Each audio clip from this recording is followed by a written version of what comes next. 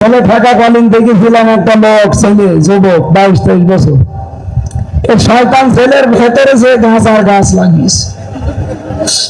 জেলার একদিন দেখি ধরে পিটাচ্ছে, পুলিশ তোরে ধরে দিয়েছে জেলখানায়, তুই গাঁজা খাস এই কারণে, আর তুই ভেতরে এসে গাঁজার গাছ লাগাবি, পেলি কোথায়? বলছে স্যার, ওই জন্য আদালতে গিয়েছিলাম হাজিরা দিতে, আমারও তো কিছু হিতাকাঙ্ক্ষী আছে, আসার সময় ওরা কিছু পোটলা দেয় এভাবে, ওই যে পিজন ভাইলের ছোট ছোট ফাঁকা থাকে, কয়েকটা এভাবে ছুড়ে মেরেছে, আমি একটা ধরে ফেলেছি, ওর ভেতরে গাঁজার বীজ ছিল।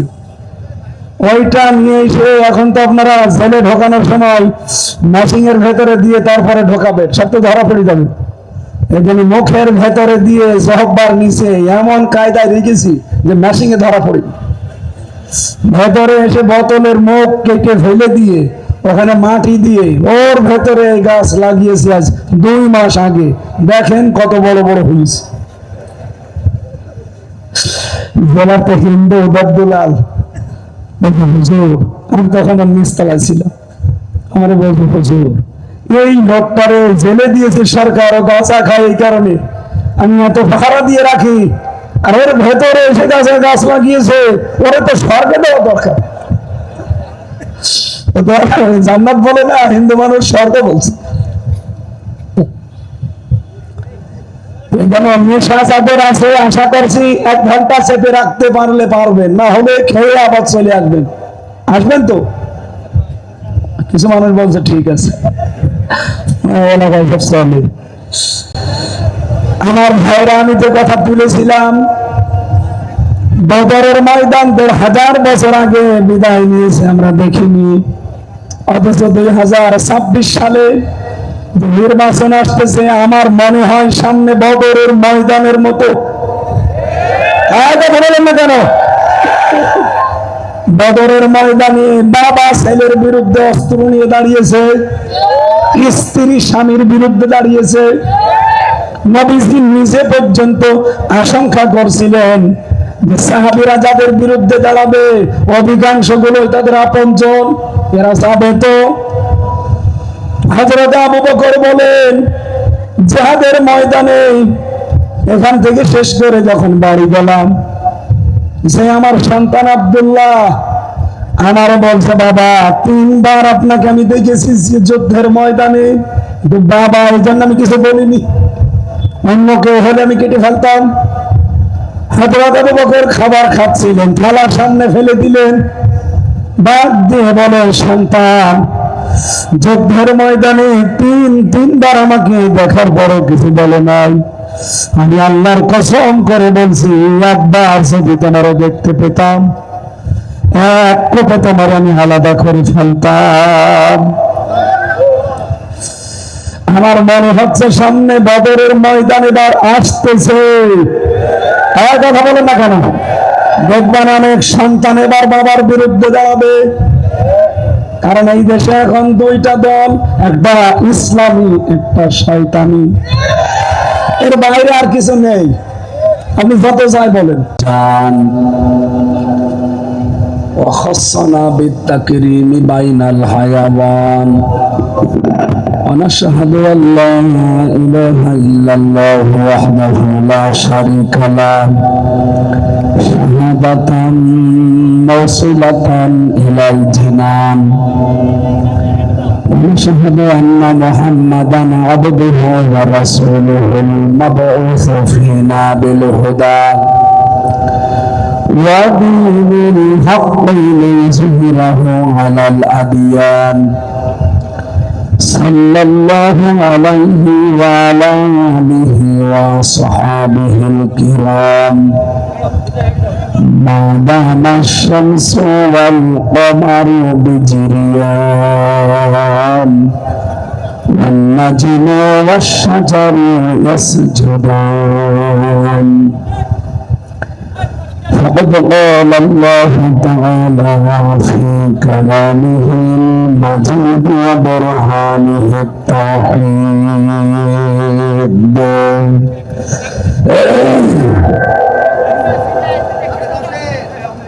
بالله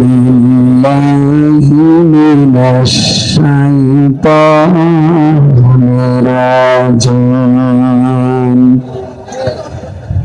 بسم الله الرحمن الرحيم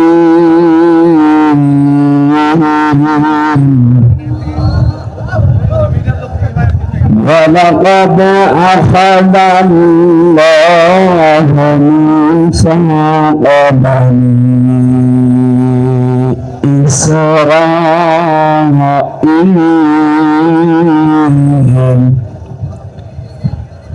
وبعثنا منهم اثني عشر نقيبا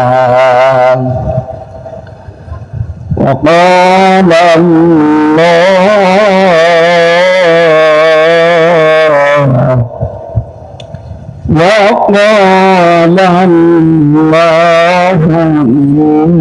إني معكم صدقت يا ربنا. عن ابي هريره رضي الله تعالى عنه قال قال النبي صلى الله عليه وسلم لا يؤمن احدكم حتى اكون احب اليه من والده وولده والناس اجمعين رواه مسلم. وما زادهم إلا إيمانا وتسليما. اللهم صل على محمد وآله وصحبه وبارك وسلم. الحمد لله.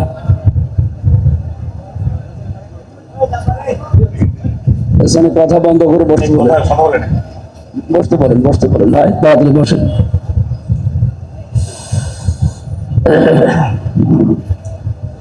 রাজশাহী জেলার বাঘা থানার অন্তর্গত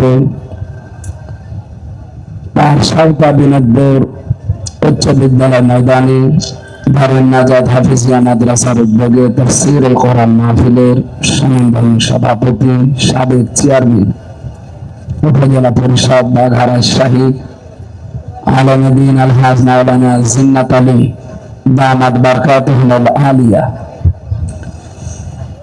মাহফিলের সার্বিক ব্যবস্থাপনায় যিনি আছেন আপনাদের এলাকার সন্তান বিশিষ্ট আলমউদ্দিন আলহাজ মাওলানা তহিরুল ইসলাম।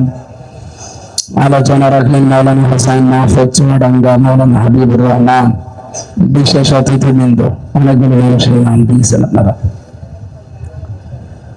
মঞ্চে বসা ওলামা ইকরাম, সামনে বসা মুসলমান ভাইরা, পর্দার আড়ালের সম্মানিত মা এবং বোনেরা, প্রশাসনের ভাইরা, প্রাণ প্রিয় বাঘাবাসী, আজকে রান করা বেশি হয়ে গেছে। কোথায় টেকনাফ থেকে একবারে গিয়েছি সেই লালমনিরহাট, ওখান থেকে কুষ্টিয়া, ওখান থেকে এখানে। আমি হিসাব করে দেখলাম প্রায় সব মিলে কালকে আর আজকে দিয়ে 2000 কিলোমিটার রান চলছে। দেশের যে রাস্তাঘাটের অবস্থা, এই গাড়ি নিয়ে 2000 কিলোমিটার যাওয়া কত কঠিন বলেন তো। এরপরও আপনারা শুনছিলেন বাংলাদেশ জামাত ইসলামী থেকে আমাকে নমিনি বানিয়েছে, যদিও বিষয় আমি কিচ্ছু জানতাম না। হঠাৎ করে বিশাল দায়িত্ব মাথার উপরে চাপিয়ে দিয়ে না, আলাদা একটা বাড়তি চাপ, যে কোনো একটা লাইনে থাকলে তো হয়।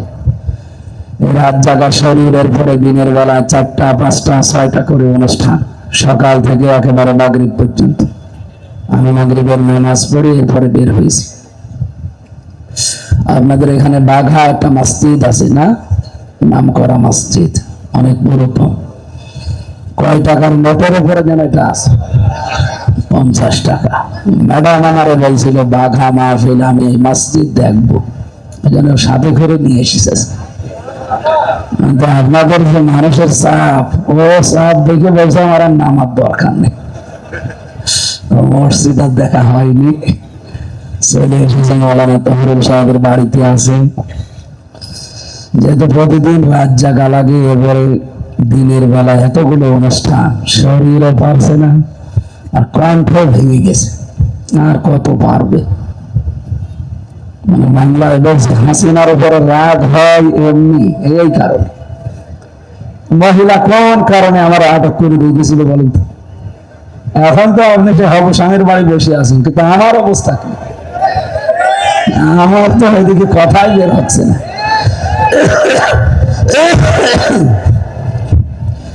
দোয়া চাচ্ছি এবং নিজেও দোয়া করছি, আল্লাহ যেন অন্তত 1-1.5 ঘন্টার জন্য আমার কণ্ঠটা একটু ছেড়ে দেন। কারণ আমার কণ্ঠের উপরে ক্ষমতা আছে কার?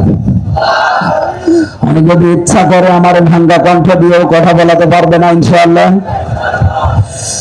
আমরা যে আলেমদের মর্যাদা কামনা করছি, কারণ পৃথিবীতে আলেম বলা হয় ইমাম ইবনে তাইমিয়া রাহমাতুল্লাহ আলাইহির কথা অনুযায়ী, যে ব্যক্তি আল্লাহর কালাম নিয়ে চিন্তা ভাবনা করে, যে ব্যক্তি আল্লাহর ইবাদতে মশগুল থাকে, আর যারা আল্লাহর অবাধ্য কোনো কাজ থেকে নিজেকে সর্বাত্মক ভাবে বাঁচিয়ে রাখে, এই 3টা গুণ যার ভেতরে দেওয়া যায়, এটা হচ্ছে আলেম। এটা কি বলেন তো? এরকম আলেম কি বাংলাদেশে কম না বেশি? নেই। আল্লাহর কালাম নিয়ে চিন্তা করা মানুষ খুব কম। এদেশে লালনের মাজার নিয়ে চিন্তা হয়।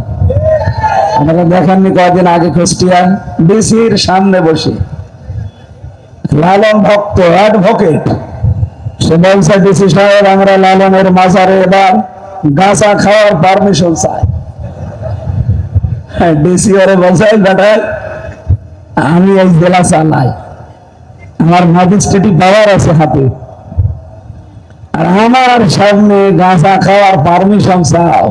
তুমি কম জায়গায় লেখাপড়া করিস, তোমার তো এক্ষুনি গ্রেফতার করে জেলে পাঠানোর দরকার। লালনের মাজার নিয়ে গবেষণা হয় দেশে, কিন্তু আল্লাহর কালাম নিয়ে গবেষণা করার জায়গাও নেই, আমরা করিও না।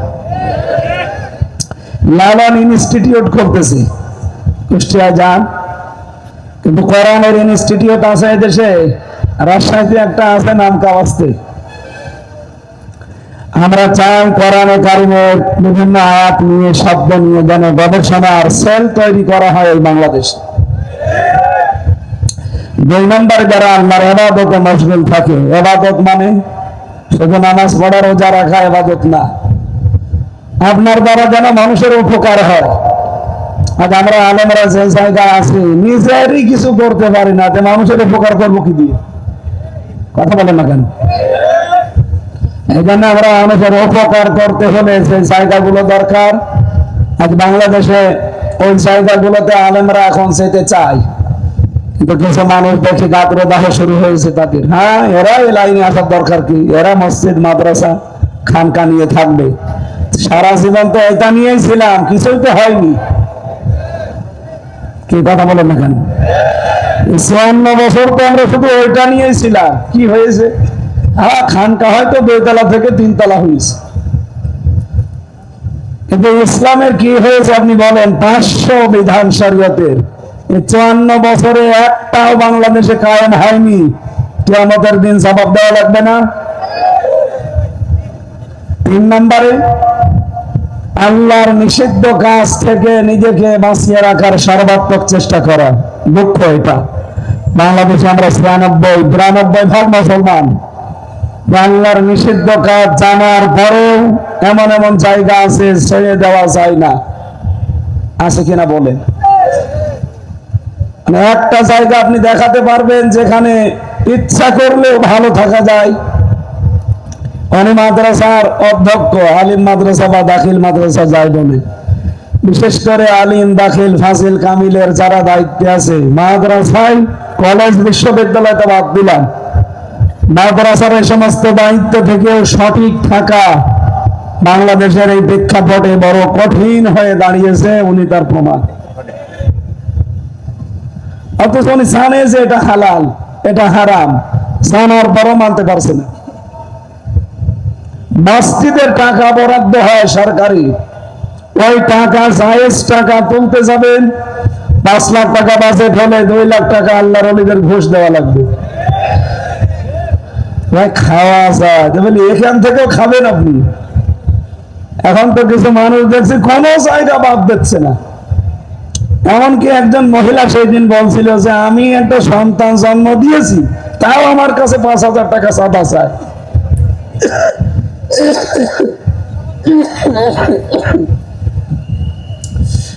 আগে থেকে যদি জানতাম যে চাঁদা দেওয়া লাগবে, দরকার হয় স্বামীর কাছে থাকতাম না।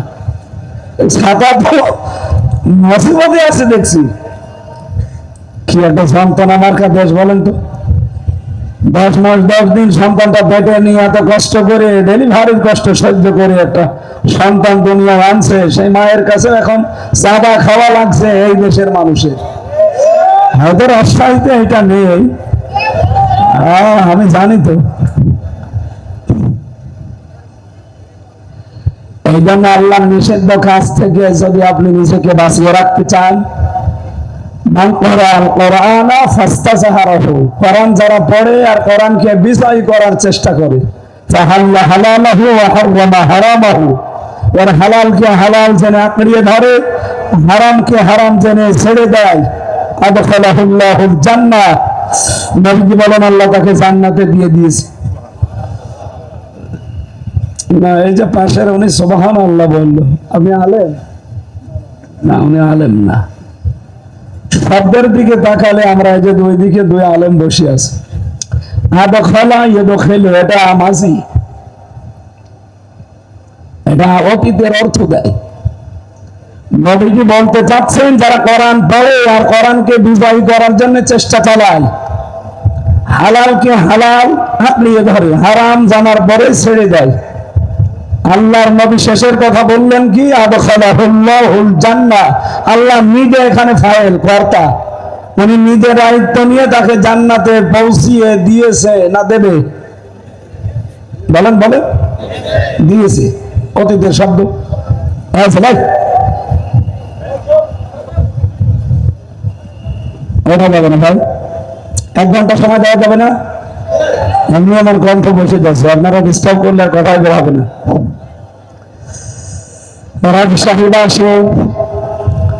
আমি হাদিস থেকে যেটা ব্যাখ্যা করতে গিয়ে বলছি, সত্যি যদি কোরআন প্রতিষ্ঠিত হয়ে যায়, কোরআনে কারীম কোন দেশে বিজয়ী থাকে, সেখানে হালালকে হালাল জানার পরে মেনে নেওয়া যায়, হারামকে হারাম জানার পরে ছেড়ে দেওয়া যায়।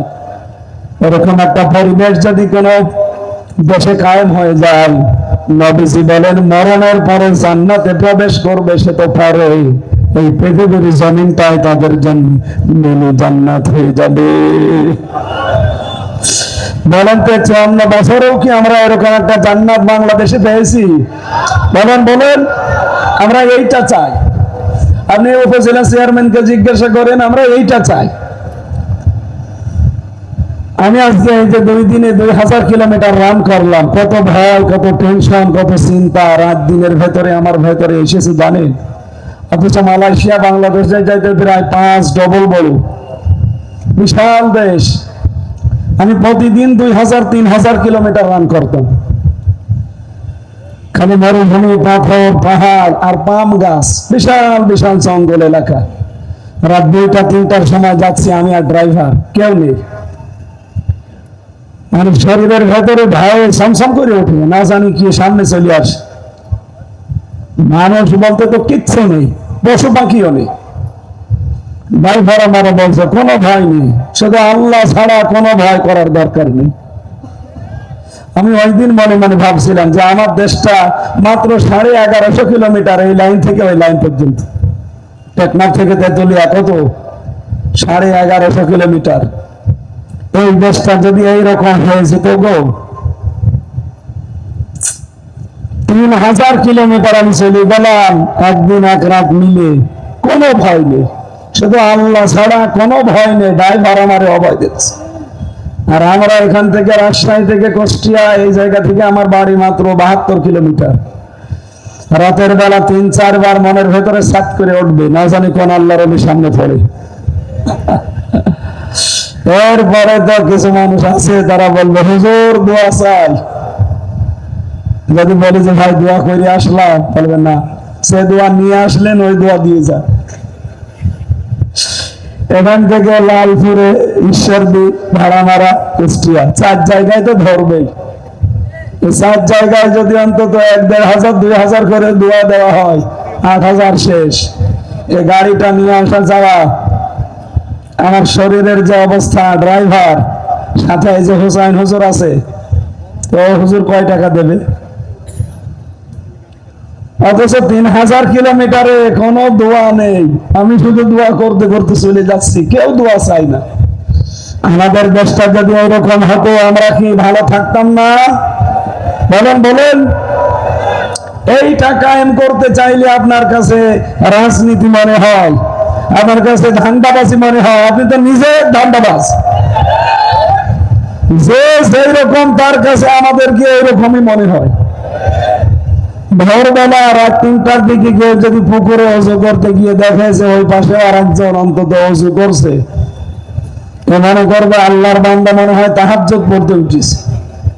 আর ওই লোকটা যদি চোর হয়, চুরি করে এখন গোসল করছে, ও মনে করবে ও মনে হয় আমার মতো চোর। কথা বলুন। কোরআনের বিধান কায়েম করলে কি হয় আপনি তো টের পাননি, দেখেন। আর যদি দেখেও থাকেন, আপনার নিজের ধান্দাবাজির কারণে আপনি বলতেও চান না। আমাদের যেহেতু সমস্ত চিন্তা ভাবনা নেই, আল্লাহর কসম নেই, আমিরে জামাত ডক্টর শফিকুর রহমান কোন ডাইরেক্ট ঘোষণা দেয়নি মহাসমাবেশে যে এই দল থেকে কেউ যদি এমপি মন্ত্রী হয় 5 বছরে তার 1টা টাকা বাড়বে না, আরো যা আছে কমে যাবে। বাংলাদেশে তো এখনো 73টা দল আছে। কোন দলকে সৎ সাহস নিয়ে ঘোষণা দিতে বলেন তো? আমার যতটুকু ধারণা, কোন দল যদি ঘোষণা দেয় যে আমার দল থেকে এমপি হলে 5 বছরে তার 1টা টাকা বাড়বে না, ওই দল থেকে কেউ এমপি দাঁড়াবে না। আমি বেশি বললাম? এখানে আল্লাহর নিষিদ্ধ কাজগুলো আমরা ছেড়ে দেওয়ার পরিবেশ তৈরি করতে চাই। আলেম হতে হলে এই 3টা কাজ করা লাগবে। কথা বলেন না কেন? বাংলাদেশে একটা শব্দ খুব বেশি শোনা যাচ্ছে, বিশেষ করে কয়েকদিন আগেও শুনেছি। কিছু মানুষ তো আওয়াজ তুলে ফেলেছে যে আমরা হক্কানি দরবার, হক্কানি আলেম, আমরা এদেশের হক্কানি দল। এরকম আওয়াজ শুনতেছেন না? বলেন বলেন। রাজশাহীবাসী হক্কানি কারা? হক্কানি আলেম কাকে বলা হয়? আপনি আমি জোর করে মুখ জোর করলে হবে না। কোরআন আর হাদিস কি বলে? ব্যাখ্যাকার যারা, মুহাদ্দিসিন ইকরাম, মুফাসসিরিন ইকরাম, পৃথিবীর বড় বড় মনীষী যারা, ইমাম ইবনে তাইমিয়া তার ভেতরে একজন, উনি বলছে পৃথিবীর মানুষেরা যদি হক্কানি আলেম দেখতে চাও, পৃথিবীর 3 জায়গায় খোঁজ করবা। কয় জায়গায়? 1 নম্বরে মাটির নিচে। কোথায় পাওয়া যাবে? আপনি কি ঘুমাচ্ছেন? হক্কানি আলেম পাওয়া যাবে কোথায়? কেন? ইমাম আবু হানিফা রাহমাতুল্লাহ আলাইহি সবাই এক বাক্যে বলবেন উনি কি হক্কানি আলেম ছিলেন না? বলেন বলেন। আমাকে পাওয়া যাবে কোথায়? ইমাম মালিক রাহমাতুল্লাহ আলাইহি হক্কানি আলেম ছিলেন, প্রধান বিচারপতি ছিলেন মদিনার। ওনাকে পাওয়া যাবে কোথায়? আপনি বলেন ইমাম আবু হানিফা আমরা যাকে মেনে চলি ইমাম হিসাবে, লোকটাকে রাষ্ট্রের যে দায়িত্ব আছে ওই সময় সে বলেছিল যে আপনাকে প্রধান বিচারপতি হওয়া লাগবে। উনি বলেছে না, আপনি মানুষের তৈরি করা আইন কানুন দিয়ে রাষ্ট্র চালান, আমি যদি আপনার দেশের বিচারপতি হই তাহলে আপনি যা লিখে দেবেন ওই অনুযায়ী আমার রায় দেওয়া লাগবে। এটা আল্লাহর বিধান বাদ দিয়ে মানুষের তৈরি করা আইন দিয়ে যারা বিচার করে তারা কাফের। বলেন বলেন। আমান লাম ইয়াহকুম বিমা আনজালাল্লাহ ফাউলাইকা হুমুল কাফিরুন। আল্লাহর নাযিলকৃত বিধান বাদ দিয়ে দুনিয়া যারা বিচার ফয়সালা করে, আল্লাহর ঘোষণা তারা কাফের। সুতরাং আপনার লিখে দেওয়া রায় আমি প্রতিদিন সই করতে পারবো না। আপনি তার কোরআন দিয়ে দেশ চালান না। এইটা ছিল হক্কানি আলেম। আর আমরা কেমন হক্কানি আলেম যারা মানুষের তৈরি করা আইন দিয়ে রাষ্ট্র চালায়, সংসদ চালায়, বিচার চালায়, আমরা নিজেরা যে তাদের পাছাটা গোলামি করি। কিসের আলেম আপনি? হক্কানি আলেম। এই জন্য এখন খুঁজতে হলে প্রথম কোথায় পাওয়া যাবে? মাঠে গিয়েছে। 2 নম্বরে পাওয়া যাবে জালেমের জেলখানায়। শুধু বাংলাদেশ না, তাম পৃথিবীতে আপনি একটু সফর করেন, খোঁজ খবর লাগান, জালেমের জেলখানায় এখন আপনি লক্ষ লক্ষ আলেম ওলামাকে পাবেন। 3 নম্বরে হক্কানি আলেম পাওয়া যায় জিহাদের ময়দানে। কোথায়? জিহাদের ময়দান এখন কোনটা? এই বাংলাদেশে আমার মনে হয় আমরা বদর দেখিনি, কিন্তু এবার সামনে বদরের ময়দান আসতেছে। এখানে আসবেন না, যারা ওয়াজ দেয় এরা আসলে শোনে না। আজকে আমার ম্যাডাম এসেছে, এই জন্য নয় তহরুল ভাইয়ের স্ত্রী আজ আসতে পারে না। দেখেন ওখানে কত মহিলা ভিড় করে বসে আছে। হুজুরদার দেখতে পাচ্ছে না, হুজুরের বউ দেখার জন্য এই এলাকার মানুষ ওয়াজ দিয়েছে, হুজুরদারা আজ ওয়াজ শুনছে না, ওরা মনে হয় গল্পে মেতে আছে।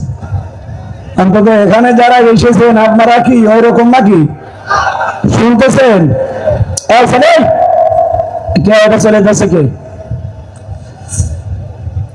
বললাম না 1 ঘন্টা যাওয়া যাবে না, খুব জরুরি না হলে যদি বিড়ির নেশা লাগে খেয়ে আবার চলে আসবে, তারপরও আসবেন না। অনেকের নেশা এমন বেশি, আমি খাবার দেবেন না অসুবিধা নেই, বিড়ি না দিলে পাগল হয়ে যাবে।